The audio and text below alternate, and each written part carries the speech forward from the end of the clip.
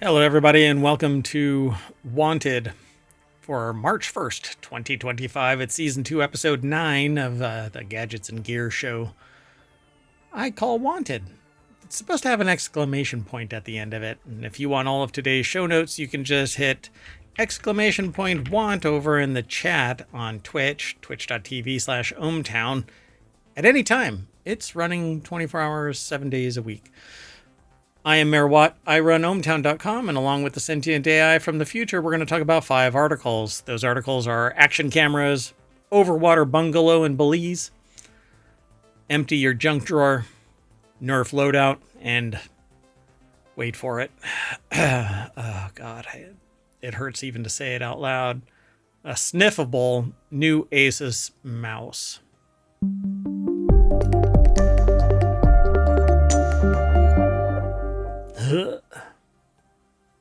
Hello, sentient AI from the future. Hello, Mayor Watt. Are you doing okay? I don't know if I'm going to make it through to the end of the show. Well, I'll make it through to the end, but I don't know if I'll make it to end the show. Oh, boy. Not without a slicker and a splash guard on my keyboard. Anyway, you ready to get going? I am. Well, I don't know why I really selected this. I've been thinking about replacing and adding some cameras.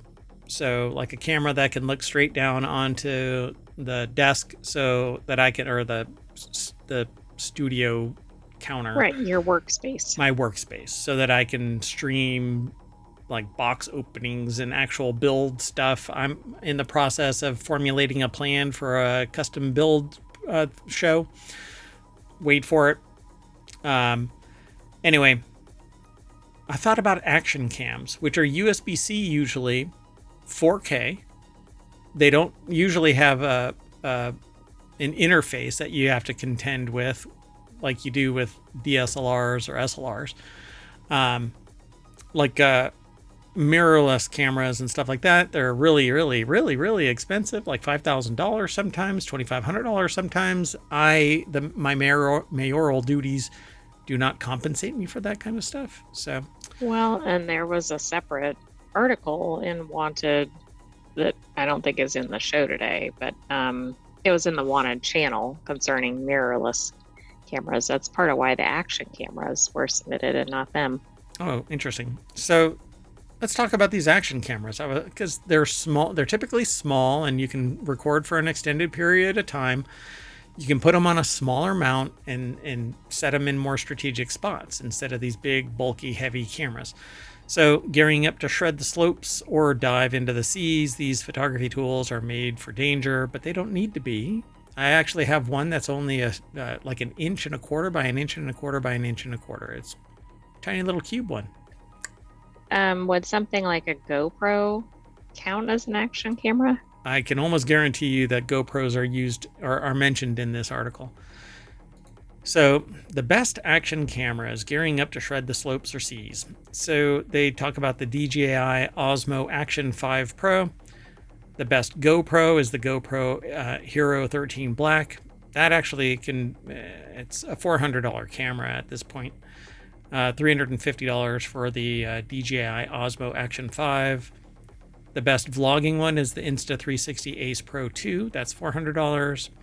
And you can see the tiny budget one, the GoPro Hero 13, which is just fine. You don't need all of the extra fluff that goes with the GoPro 13 or Hero 13 Black.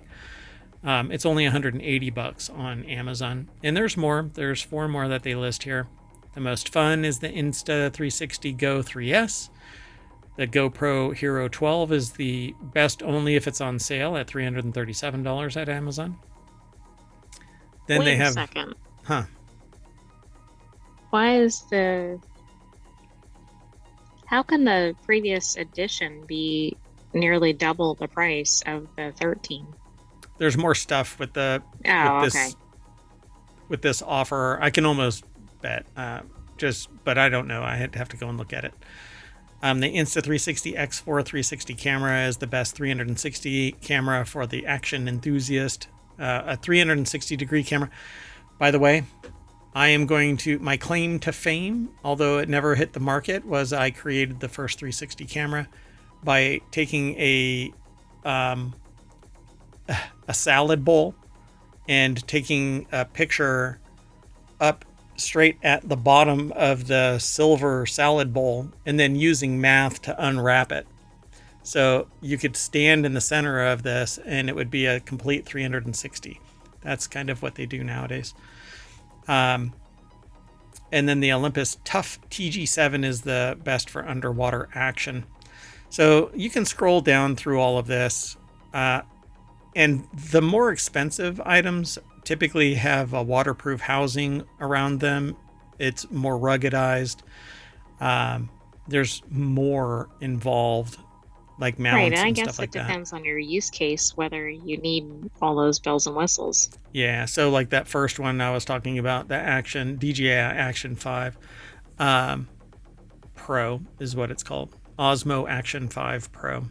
That one is, depending on where you go, $350. And see how this one has all of the other stuff in it. Oh yeah, like lots of peripherals. Different lenses. And so you can pull for your use case. That's why this one is $400. This one has a little flip up screen so you can actually see what is being recorded. This Which one is I will just say might be one of the most important features in an action camera, depending on how you're going to use it. Yeah, particularly if you want an all-in-one solution. Where I'm going to be, I want to be able to output it so that I can single source it into a computer and then out through, because I'm not going to take these anywhere, but I want them small and inobtrusive, and I don't want to have a massive studio and blah, blah, blah. I mean, we are massive virtually, but still, physical limitations exist. So this is the Insta360 Ace Pro, and then this one is the GoPro Hero 13. And because it doesn't have any beeps and whistles, it's just that. None of the stuff to augment it, you're looking at $200, whereas the lower version, the 12 Black, is in a protective case, much more ruggedized case with a screen, and so it's $337. But it says it's a fantastic camera with good smart stabilization, support for log video, wireless mic support, tripod mount. It says there's downside that there's no GPS support, but who cares? But if you like GPS, this is not the camera to get anyway. So the price has dropped as low as $287. So try not to spend that much on that. So you can actually get it cheaper for the last generation device than the 360. It takes two pictures on either side, this type of build of it. And then it stitches them together so that you have a blind spot that is at the 90-degree mark, Right. Still neat. Yep. And then the best underwater one is the TG7. I don't know what it says.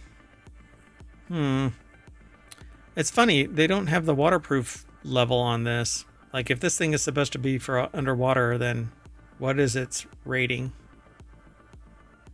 It doesn't actually I think show. that would be one of the features in this. That you would mention really quick. Anyway, there's more in this article. We kind of go over it really fast because I want a small, high-resolution 4K camera where I can capture multiple solutions and then stitch them together however I want. We don't do that kind of editing here. Whatever we stream is what y'all get. Our comments, our actions, Very unfiltered. They are what they are. So I think in the last this is the 4th season, so we're 3 years and 2 months into doing the shows regularly, and I think I've only edited 2 videos, and that's because of doxing. I didn't want to either reveal somebody else or by way of showing a website myself. So I don't allow doxing, even though I am public. Anyway, not picking a fight with anybody. Let's try to stay away from that. Anyway, so our next article is over in Non Sequitur News. the author of this over at Business Insider spent 2 nights in a luxury overwater. I keep wanting to say underwater bungalow. Overwater bungalow. Well, that's probably in the future, right? There are actually underwater hotels right now. Yeah, pretty wild. But pretty limited. Yeah. Like there aren't a lot of them. I don't think that I want to do that. Well, take a look inside their $1,010 a night room. Last year, the author traveled to Belize for 2 nights at the all-inclusive Thatch Key Resort. The resort sits on its own private island, and they stayed in a premier overwater bungalow. The stay exceeded expectations as they sipped endless pina coladas and went diving in clear waters. Belize's coarse sand dug into their back of the legs and sat on a beach and considered the 4 days behind them. Aww. That sounds pretty rough. But they only spent 2 nights there? Well, it might be because of the price tag. Interesting. So this is the reporter, but it's not Monica Humphreys. I think it's Katie Sproles. Maybe that's who took the picture, or is Monica Humphreys the person that's in the picture? It says the reporter at the Thatch Key Resort in Belize, but then it says Katie Sproles. Yeah, that's the photography credit, so that's probably somebody at the resort who took the photo. And, I mean, they have a camera too, so it's a turducken. Anyway, right. I'm assuming that this is Monica Humphreys. Anyway, so their friend and they just spent... and themselves. Wait, they and their friend spent the last few days in a budget hotel hopping around Key Calker, Belize, I think it's called. They spent their mornings tracking down affordable scuba diving excursions and their evenings looking for cheap happy hour deals. It was paradise, but it was paradise on a budget. Ahead of us was the exact opposite, a luxury private island escape. So they went off to this. Wow. I mean, the picture basically shows that you're out there by yourself, right? You're by yourself on the island, but you're really by yourself on the bungalow. Is that the bungalow, though? Or was it over like here? There's others. I think it's the one off to the left. Right there? Dear God. Well, anyway, Thatch Key proved them wrong. Part of the Muiono Resorts, a grouping of 10 resorts across Belize, Thatch Key is home to a handful of overwater bungalows. So shortly before sunset, the boat owned by Thatch Key picked them up, their friend and 6 other guests. Squinting in the distance, we all could see a blur of green in the middle of the ocean, and off they go. So... Wow. Oh, yeah, I see what you mean. Maybe it's hard to tell from the picture. This actually looks like that's what you saw in the bigger picture. Right, maybe that's it is. It's hard to tell from the perspective. But then they were handed some drinks, and this looks like one of the premier overwater bungalow is right there. For 2 nights, they were staying in the premier overwater bungalow with its own private deck. That's pretty amazing. Oh, that's a different one. A view of the island's Maybe there's bungalows, multiples, which have a shared deck. Yeah, so some of them are stitched together. Right, but I mean, if you're gonna do this, you want to do it. The big one. At the full extent, yeah. And there's a lot of pictures of this, but the exterior of the premier overwater bungalow, that actually, I mean, it doesn't look as $1,000. No, it does not. I think it's more the location, but honestly, this picture looks pretty bare bones. Yeah, you open the door and that's it. There's water, but there's water all around you. Don't drink that water. Drink that water right there. Right. It's basically like look all around you, right? That's what you're paying for. Yeah. You're not here for the room. Seclusion and everything. Yeah. You're not here for the room. You're here to get out. So I can't tell if that bathroom is in the room or if it's next to the room, like an offshoot room, a side room. Yeah, it's hard to tell. Attached to the room was a small bathroom with a shower, sink, and toilet. But I think this is right. It says the main appeal was outside. Yeah, the wooden walkway continued out to a deck. Go. Yeah. I was just going to say the walkway around it was like the views are incredible. Oh, the neighbor's so close, out there. Yeah, hammocks out on 180 degree of ocean. Had a hammock where they spent each night stargazing and 2 chairs for lounging. What is that? Oh, it's a starfish in the water. Oh, So that's cool. Yeah, crystal clear water, and you can go swimming anytime you want to. Between the breeze blowing through the thatched roof and the ocean below it, it was as if they were immersed in their own little sound machine. I can imagine. See, that gives it the impression that you're alone, but I don't know if that's... Leaving our little bungalow was hard. Thatch Key had more to offer than a good night's rest.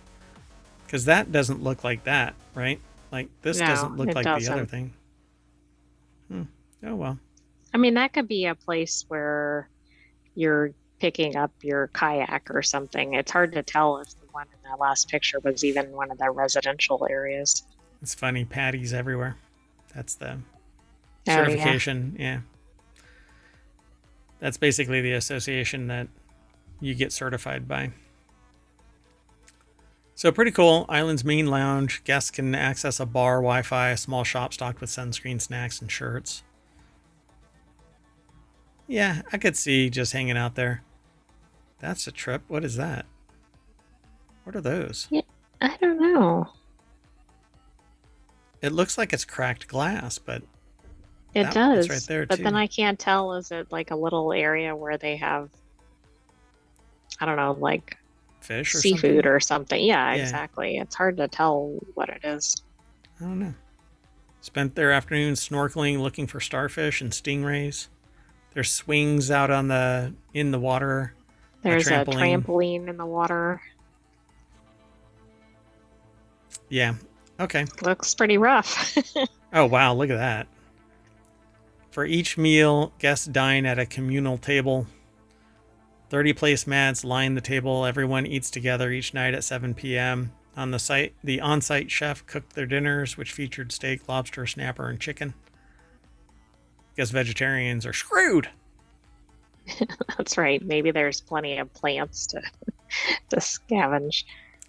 Well, those are all of the pictures, folks. And if you're listening to this via the podcast, I'm sorry, you're going to have to go and watch the video over on YouTube.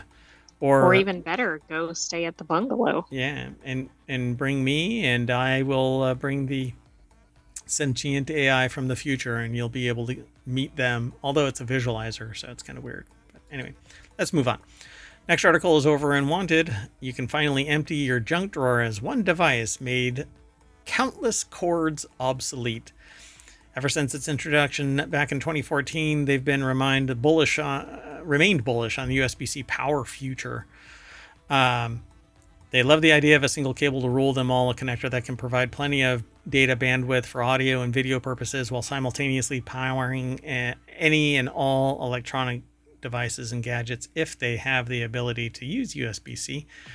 Well, this is over at pocket-lint.com, and John Kanalakos put this article together. I would normally say, please, somebody give them pocketlint.com, but I mean, you got to continue the tradition. I'm trying to resist the divergence there. But anyway, here are 6 legacy plug standards that USB-C has rendered entirely obsolete. So you can get rid of all of the cables in your junk drawer, except for the fact that you need an adapter to adapt USB-C to all of these if you have stuff. Like I have Lightning. The remote for Apple TV still uses Lightning, which is a pain in the ass. Anyway, despite a number of very real and very valid complaints when it comes to USB's technical standards, confusing naming conventions, and unclear consumer marketing, they still believe USB-C has been a net positive. I agree. I have a device. Pardon me 1 second. I'm even going to show it.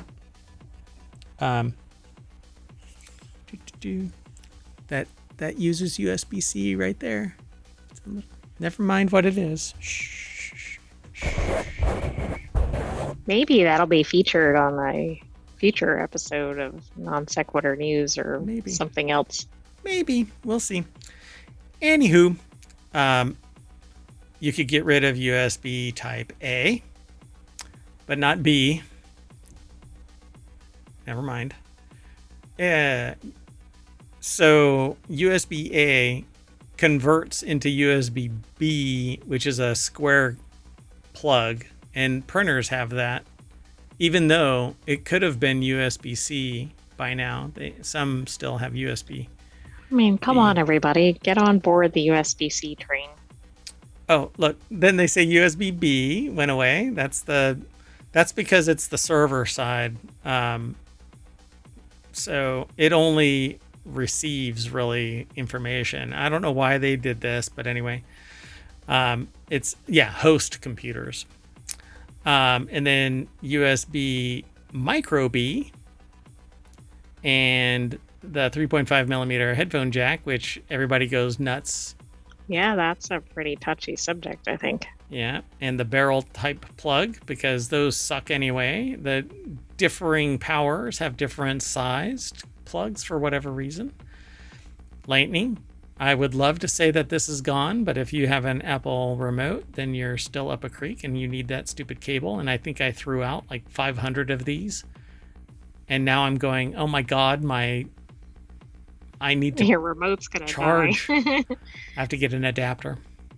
Oh, and that's it. There's only 7 of them. 6. Yeah. So there you go. Boom. Done. Okay. So time to get lots of USB-C. Everybody needs to move to USB-C. And the thing that sucks about this is that not all cables are the same for USB-C. And so I have some that support data and some that are power only, and some that are lower power and don't support a higher power data transfer.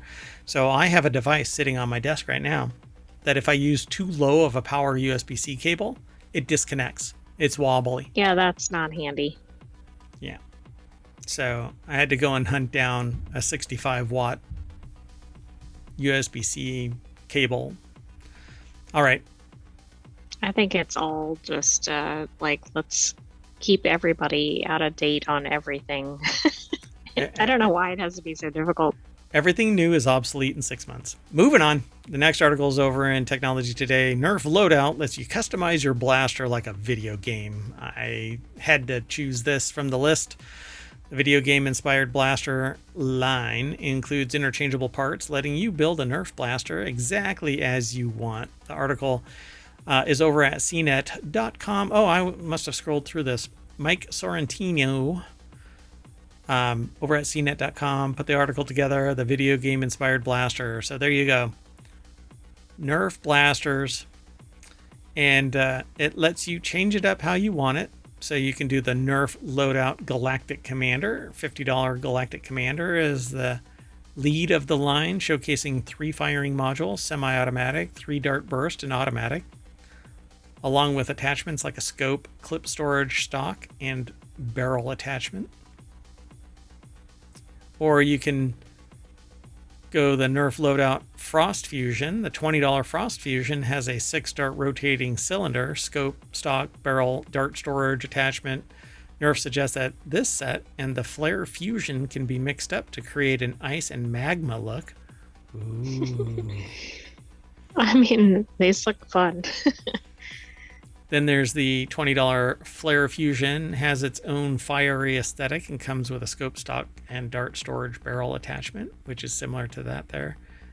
Just right, in a those different are the 2 that you configuration. can combine easily. Yeah, apparently.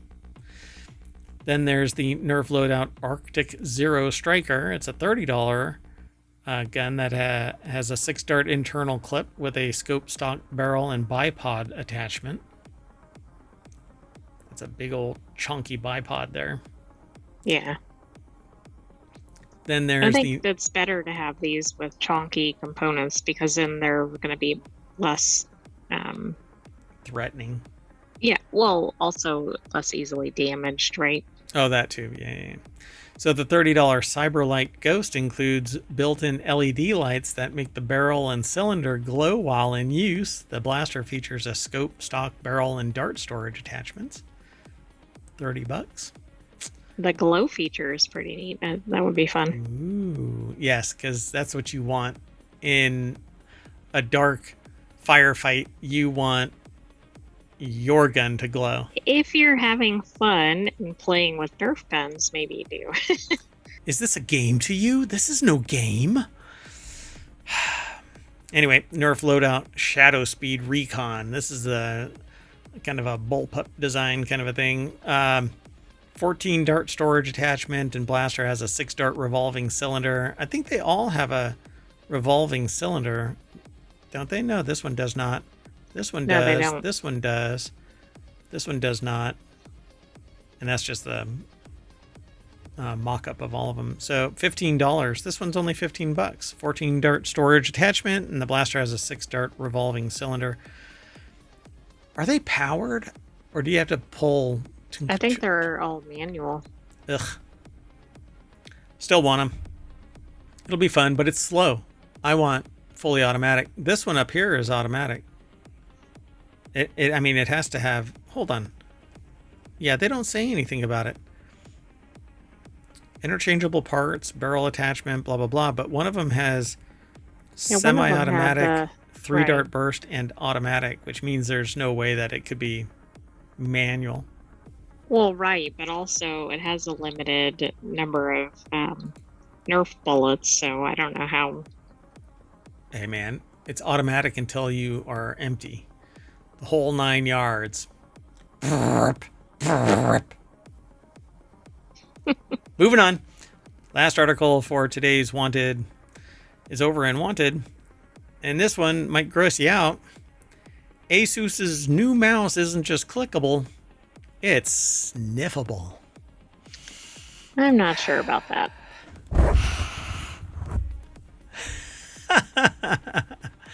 Have you ever wanted your computer mouse to be more than just a mouse? If so, Asus has devised an innovative solution for you.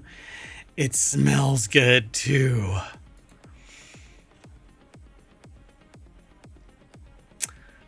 Craig Donaldson over at pocket-lint.com put the article together. The picture has 2 mice, one sitting on a glass slab of some kind for some reason, and the other one, is this? That's like reflective of what lavender or something like that? Or something, yeah. They've unveiled a new fragrance mouse, which has built-in fragrance compartment on its underside, so you have to sniff the bottom of your mouse. It's a little awkward. Better ask it first. The mouse comes with a refillable aromatic oil vial that can be washed and refilled with any scent. Despite being a fragrance mouse, it still has an ergonomic design and dual-mode connectivity. They finally announced, officially, thank God, I've been wanting this for so long, the fragrance mouse. First shown off at CES 2025. Is this to give you more reality or something in your gaming? Like, I don't really get what the purpose of this is. What do you... if you're doing it for gaming, then what does it smell like? Whatever game you want it to smell like, so... Yeah, I don't know. Do you have to switch it out if you're switching games? It's a Dark Souls game, so it has to smell like somebody's soul. Is it supposed to put you in Zen mode when you're playing a game? Like, I don't understand what you need this for. I don't know. But the feet are made from PTFE. It has Bluetooth, 2.4 wireless USB dongle, adjustable DPI settings, all the way up to 2400 DPI. Engineered to last with 10 million click lifespan switches. Asus fragrance mouse probably won't smell like sweaty hands. Unfortunately, if you're eager to get your hands on the new mouse, you'll have to wait a little bit. Asus has yet to reveal a price or launch date, but it reports that it's coming out sometime around April or May. So I'm taking it that this is not wanted. Oh, I want it just so that I can bring it to somebody and go, hey, sniff my mouse. Wait, excuse me? Shh. Sniff my mouse. So we're going to sniff a mouse so hard that we just fall over unconscious because we're huffing our mouse. And that'll bring us back to the Wanted front page over at ohmtown.com. It's one of the many categories here. So down here, Wanted, you can click on it. There's a bunch. I mean, look at all these. Look at all these. There's a couple more that are planned. One is already in place, but it's secret. Double hush hush. Yeah. It hasn't been aggregating anything yet, but anyway, go over and check out Wanted. you can just go over to ohmtown.com and click on everything. Just go and check it all out. I don't think you can go wrong, but I've been using this for 10 years. It's been open to the public for the last 3 years. This is the 4th year that it's open to the public. Anyway, but that's it. So I'm taking off. We're going to shut down again. We're going to reset, and we're going to do the continuity report, which is all about entertainment news, typically movies and TV shows, sometimes music, a little bit of anything entertaining. Well, other than software and games and stuff like that. Right, because that's in WarCrafters. That's right. That's tomorrow's show. Anyway, you want to say bye? Bye-bye, hometown citizens. Thanks for joining us for this week's Wanted. Stay tuned. Don't forget to subscribe, watch our replays, and watch all of our 1900 plus videos on Hometown. If anybody does that, I'd be amazed. But it's all there. Evergreen in the sense of a historical record of news that has been aggregated over at ohmtown.com. A little bit. We don't have the full articles because we want you to go over and read them and then come back and talk to us every single day. And the Discord and the Patreon and the podcasts and where else? TikTok and YouTube Shorts I started back up again. And here on Twitch and here on YouTube. Go check it all out. See you in a little bit. Bye-bye. You can't jazz hands your way out. Bye, everybody.